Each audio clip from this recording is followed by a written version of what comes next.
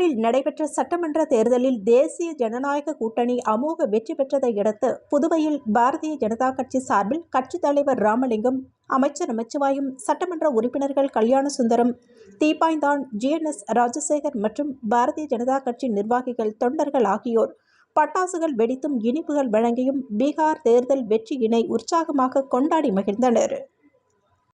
புதுவையில் நாளை பள்ளிகளுக்கு விடுமுறை. தமிழ்நாடு ஆசிரியர் தகுதி தேர்வு நடைபெறுவதால் புதுச்சேரியில் நவம்பர் 15ஆம் தேதி பள்ளிகளுக்கு விடுமுறை அறிவிப்பு. ஏற்கனவே விடப்பட்ட விடுமுறையினை ஈடு செய்யும் வகையில் நாளை பள்ளிகள் இயங்கும் என அறிவிக்கப்பட்டிருந்தது.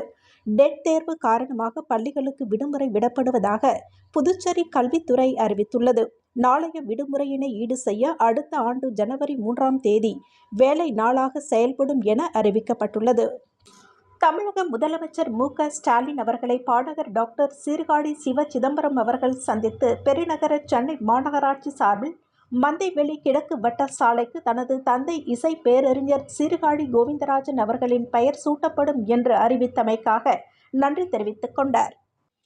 புதுச்சேரி உருளையன்பேட்டை தொகுதிக்கு உட்பட்ட நேரு நகர் சகாய மாதா பாடசாலை வீதி இணைப்பு பகுதியில் புதுச்சேரி நகராட்சி மூலம் அங்கன்வாடி மையம் கட்டிடம் கட்டுவதற்காக இடம் தேர்வு செய்யப்பட்டு அவ்விடத்தில் கட்டுமான பணிகள் நடைபெறுவதற்காக உருளையன்பேட்டை தொகுதி சட்டமன்ற உறுப்பினரும் நமது மக்கள் கழக தலைவருமான நேரு என்கின்ற குப்புசாமி ஆய்வு மேற்கொண்டார். ஆய்வின்போது புதுச்சேரி நகராட்சி உதவி பொறியாளர் பழனி ராஜா மற்றும் நகராட்சி அதிகாரிகள், அப்பகுதியைச் சேர்ந்த நமது மக்கள் கழக பிரமுகர்கள் பலர் உடன் இருந்தனர்.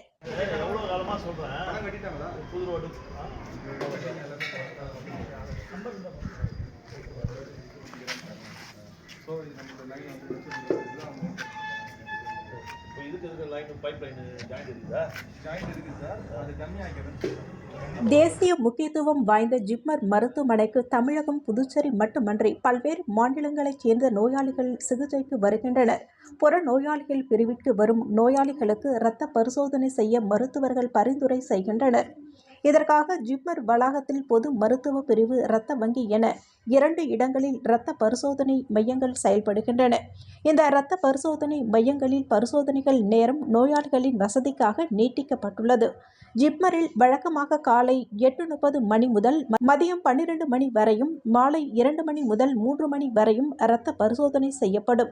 இதேபோல் சனிக்கிழமைகளில் காலை 8:30 மணி முதல் 11 மணி வரை மட்டுமே செயல்படும். புதிய அட்டவணைப்படி ஜிப்மர் இரத்த பரிசோதனை மையங்கள் இனி உணவு இடைவெளி நீங்கலாக காலை 6:30 மணி முதல் மாலை 5 மணி வரையும், சனிக்கிழமைகளில் காலை 8:30 மணி முதல் மதியம் 2 மணி வரையும் செயல்படும் என அறிவிக்கப்பட்டுள்ளது. புதுவையில் இலவச அரிசி வழங்காவிட்டால் மக்களை திரட்டி போராட்டம் நடத்தப்படும். திமுக சட்டமன்ற உறுப்பினரும் எதிர்க்கட்சி தலைவருமான சிவா எச்சரிக்கை.